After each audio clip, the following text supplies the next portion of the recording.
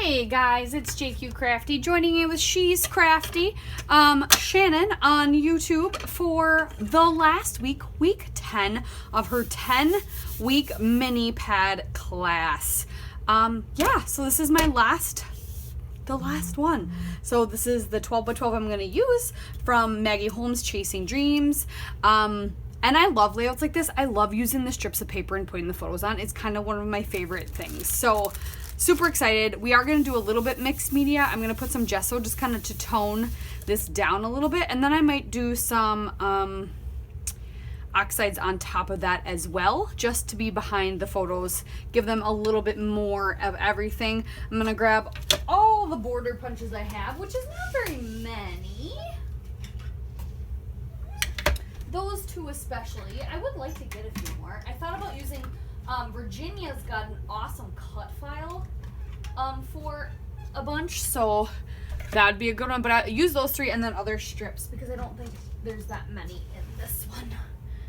I could do.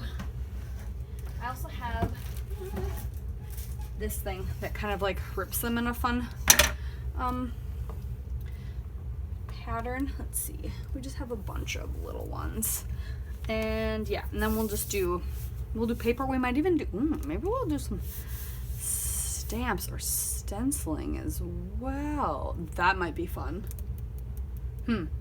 We'll see.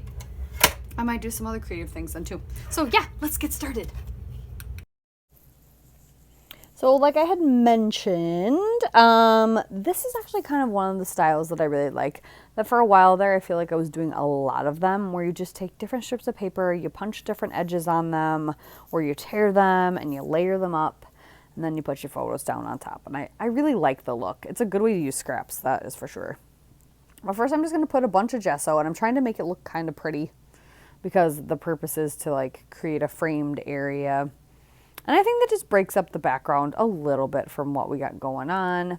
And then while that is setting up and drying, I'm going to go ahead and start picking some of my strips of paper out. I eventually only use 5, which it's not like there's a ton, and the photos are smaller. And I have 2 photos of my dad holding my niece when we were all gathering at one of my sister's houses in 2019, and he fell asleep on the deck holding her. They were both sleeping in the nice warm sunshine. It was a nice moment. So I took those pictures, and I'm going to trim them down, and then I'm going to mat them on this lovely turquoisey tealy polka dot paper, and then I'm going to layer them kind of on top of each other staggered, which is something I like to do a lot with when I have 2 photos right next to each other, just stagger them. I'm not someone who likes things like symmetrical. I definitely like asymmetrical. It's very odd for me to do things symmetrical. I think it's because I can't get stuff straight, so why not make it purposely crooked, right? And once again, I had talked about this last week too. I'm sorry about the glare. I haven't got this figured out. On my glass mat, it's not a big deal. And like I said, it seems like in these photos, because they're printed from like an actual like Walgreens or something, they don't glare as much on them. When they are in a certain spot, I guess they do. As they do with the photos that I got from my little app I used to get my pictures printed from. It's just very interesting.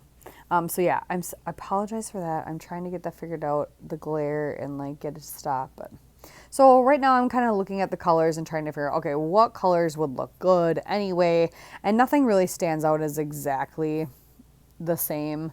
Speckled egg I feel like could be used for everything, but I end up grabbing,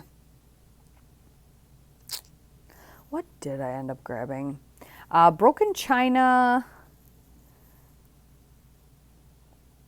I think faded jeans, and maybe peacock feathers. That's what it looks like. Or mermaid lagoon, peacock feathers, and faded jeans. For sure peacock feathers and faded jeans. The other one is either, I think it's broken china. And I love it. It just adds a little bit of something that's going to peek behind the strips. It looks like a lot right now, but a lot of it gets covered up. A lot. And some of it gets onto the pink background paper, which is fun. And some of it doesn't. Some of it stays on the gesso. So yeah, I like it. And then after I do that, I'm taking this stamp that's part of the grunge stamp set that I got from Redefine Creative. And there's like it kind of looks like a stitched line in a way. I'm just going to put that in a few places so that it can peek out above and below, and then maybe in between. I don't know if it really does in between, but I put it on there just in case anyway. And then I go ahead and take this plus sign stencil and some Vicki Boutin modeling pastes. And I take the turquoise color and I just shove it through the stencil to put it bluntly. So then I set that aside again to let it dry. So I'm going to kind of stack these up a little bit just to get them sort of layered. Start the layering process at least. So I'm not sitting around doing nothing while that's drying. Luckily, that actually didn't take that long to dry either. I did leave it overnight and finished it, I think it was the next morning. Or might have been even 2 mornings later. But so I had these puffy stickers still left behind. There's not much left on them, these foam stickers. And so I decided to put the arrow on just to add something on there. And then I'm putting the strips down. I'm able to cheat a little bit and make these ones look a little bit longer because I wanted them to peek out more than that, than what they would have. And so I cut them in half. And then I'm going to start gluing everything down using my Scotch tacky glue because it's almost gone. So and since there's all that gesso on the background, I wanted to make sure it's going to stick. So these are almost gone. So when I squish it out, it just kind of kerplats everywhere like this big blob of glue. So then I'm just able to spread it out. I have glue all over my fingers, weight it down a little bit. And there's 3 foam words left. Fun, wild, and moment. And so I wanted this to be moment, and I figured I could find alphas or something, so I could do lovely moment or something to that effect. But I tuck it up there above the photos, and you can't see it very well in this video, but in the photos you can see it really well because it stands up. It's dimensional, so it kind of stands up and stands out. And then I'm going through the ephemera and I decide that hearts and flowers are what we're going to do for what's going to be kind of trickling down the side there, like in the sketch. So I start just finding all the heart ephemera and the flower ephemera. And then I also end up going through the stickers as well. And it looks very, very nice. Very nice. I even grabbed one that was, it was like a jar. And I'm like, I don't need the jar. I just want the florals. So I got the flowers off the jar. And then I figured those could just tuck behind the photos. No one would ever know. You would have never known. Secret trick. But all this stuff's going to get glued with some liquid glue. I got my Nuvo out too. I like both, honestly. The Nuvo Deluxe and the Scotch Tacky. The Scotch Tacky, though, I can put in the fine line. Because the Nuvo, it's a skinny nozzle, but it's not a fine line bottle.